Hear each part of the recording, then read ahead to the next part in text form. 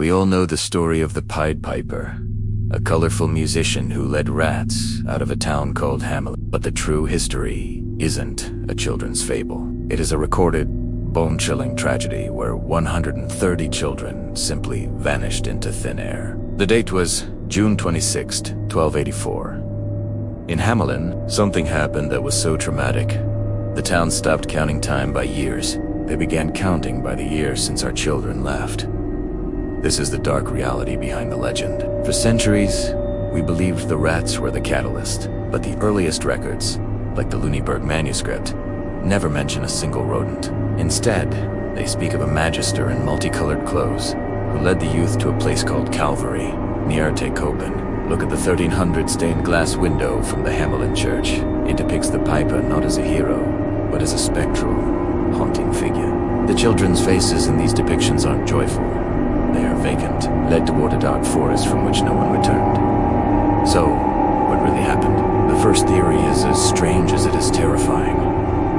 The dancing plague, mass psychogenic illness where groups of people would dance until they collapsed or died. Was the piper a leader of a tragic frenzy? Others suggest a darker political reality. The Children's Crusade, young souls recruited as colonists to Eastern Europe, never to see home again. The piper might have been a recruiter, a locator who took the town's future to settle far off. Dangerous lands for profit, but perhaps the most chilling theory is that the piper was not a man at all, but a personification of the Black Death. The colorful clothes, representing the spots of the plague, leading the children into the earth, a metaphor for the loss too painful to record. By the time the Grimm brothers collected the tale in the 1800s, the raw horror had been polished into a morality lesson.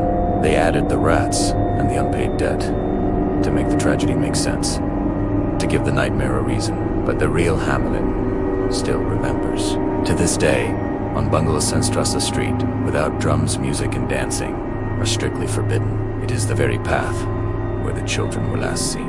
A silence that has lasted over 700 years.